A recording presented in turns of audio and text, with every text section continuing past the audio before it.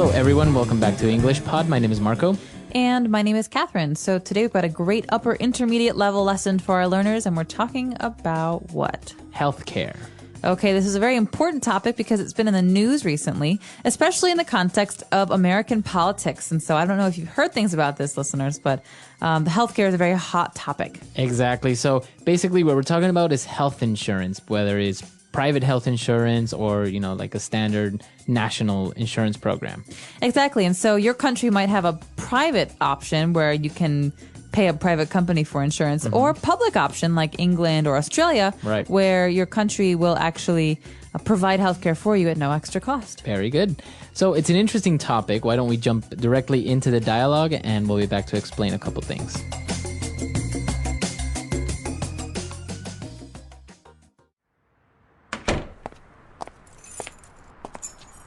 Hey, honey, how was your day?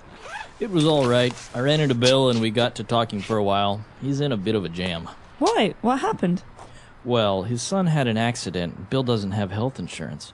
This really got me thinking, and I wondered if we shouldn't look into a couple of different HMOs. Yeah, you're right.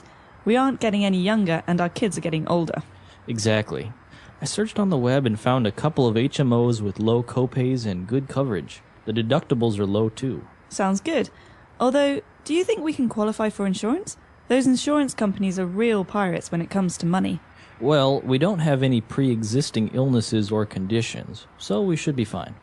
I wish our company or country provided us with healthcare. Not in a million years. All right, we're back. So a lot of interesting vocab here. Why don't we take a look at it real fast in Language Takeaway? Language takeaway. Okay, Marco, this first phrase, or acronym actually, is 3 words that go together, HMO, and they're very, very common when you're talking about healthcare. Right. So an HMO means Health Maintenance Organization. Okay, and so this is a part of the health insurance topic, where we're talking about a company that will provide health insurance. Right. So it's a company that provides health insurance, basically. And if you go up to an HMO, some of the information that you'll receive is, for example, what your copay will be. Okay, so sometimes with a private option, when you pay a company to give you health insurance, you can get a lower rate if you help pay for some of your care. So, for example, a copay on a broken arm might be $20, but you pay $20, that's your copay, and your health insurance company pays the rest. And so sometimes copays are really high, they're really big, and that's kind of a bad deal, because if you hurt yourself, you don't want to pay a lot. Right. But sometimes there's no copay, in which case your company will pay for all of the coverage. All right, so another very similar word is a deductible. Okay, so deductible is something that is fixed and it's in your insurance policy. That means in the contract that you make with the insurance company, the deductible will be stated. For example, my insurance plan, I have maybe a $500 deductible. Okay. That means that in any situation, I get hurt or I get sick, I pay for the first $500 of care, and then my insurance company pays for the rest. Right. So if I have to have a $1,000 surgery, I pay $500, and then my insurance company pays the other $500. Okay, very good. And, well, you have these deductibles and everything, and that depends on your coverage, right? So coverage, how much the HMO covers you. That's right. And so you can find this also in your contract with your insurance company, and coverage will include or not include something. So coverage, for example, in a healthcare plan does not usually include your teeth. That's a separate kind of insurance. Right. But a coverage can include emergency evacuation from a situation, or ambulances, for example. And so coverage is what is included in your insurance plan. Okay, very good. And our last word for today is to qualify for. All right, so you might have heard this phrase before in the context of sports or academics. So he qualified for a scholarship, or she qualified for the varsity volleyball team. But in this case, to qualify for is to be able to use. So to be eligible for. To be eligible for. So sometimes HMOs, like in, for example, the United States, will not accept a person who has maybe some health problems already, because that would be too much of a risk, right, for the company. All right. That's right. Or you could qualify for a reduced rate because you have a very good health history. Okay. So this is very interesting, and we have a couple of other phrases that are very related to this language. So why don't we move on now to Fluency Builder? Fluency Builder. All right. So in Fluency Builder today, let's take a look at our first phrase. We got to talking for a while. Okay, we could say, for example, we started talking or we were talking for a while.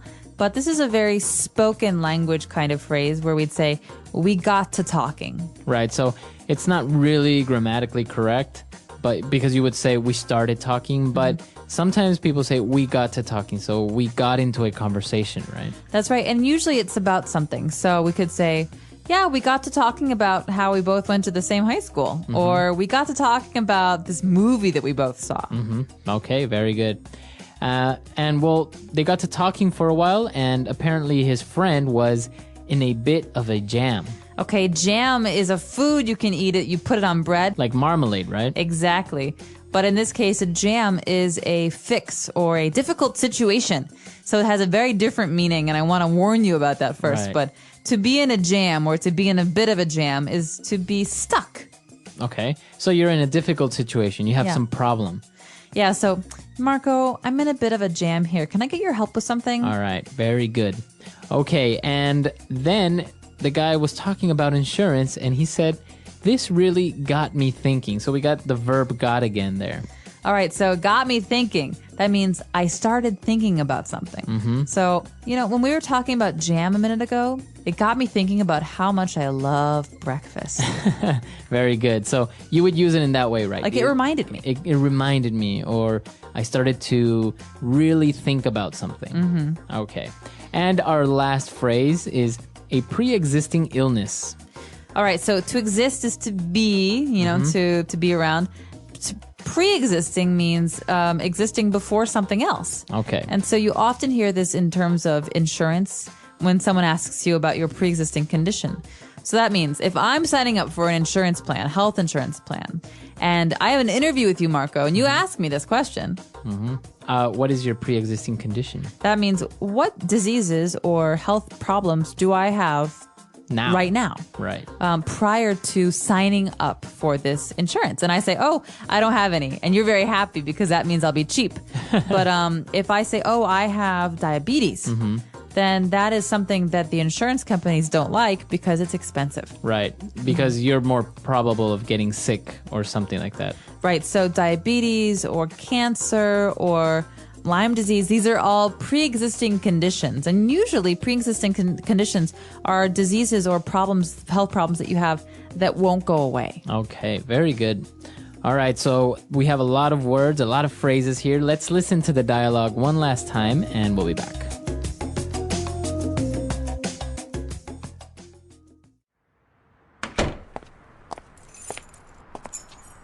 Hey, honey, how was your day? It was all right. I ran into Bill and we got to talking for a while. He's in a bit of a jam. Why? What happened? Well, his son had an accident. Bill doesn't have health insurance. This really got me thinking, and I wondered if we shouldn't look into a couple of different HMOs. Yeah, you're right.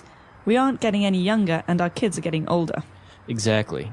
I searched on the web and found a couple of HMOs with low copays and good coverage. The deductibles are low too. Sounds good.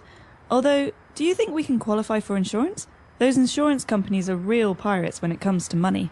Well, we don't have any pre-existing illnesses or conditions, so we should be fine. I wish our company or country provided us with healthcare. Not in a million years.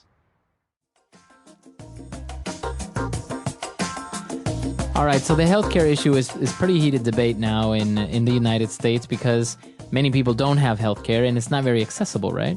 That's right. And it's a huge debate because it's very, very divided by party lines. We say, there's the Republicans on the right and there's the Democrats on the left. And the Democrats want a public healthcare option. They want healthcare to be available for everyone for free. Right. And many of them do. And a lot of Republicans say, no, it should be private because if it's private, there's competition and that means there's better healthcare. And so there's a really big debate and people are getting very angry about it. Yeah. But I think it's something that's very interesting, and most importantly, seeing the difference of healthcare systems around the world, right? So, for example, our listeners there are from everywhere in the world, so we would like to know what the healthcare system is like there. Do you have free universal healthcare in your country, or do you also have to pay for private companies or private health insurance? And if you have one or the other system, do you think it's a good thing? Do you think it's a bad thing? What do you think needs some work? Right. I definitely agree with universal healthcare. I think it's a relief because it's like one thing less to worry about. I can't imagine if I don't have healthcare right now and I'm not covered by a private company and something happens to me tomorrow, then, what's going to happen? And I think it's a basic human right personally. So I think it's in the best interests of a country to invest in it because it means that their people are more productive and happier and healthy. Yeah. All right, so that's all the time we have for today. Be sure to come to EnglishPod.com, leave your questions and comments, and we'll see you guys there. Bye, everyone. Bye.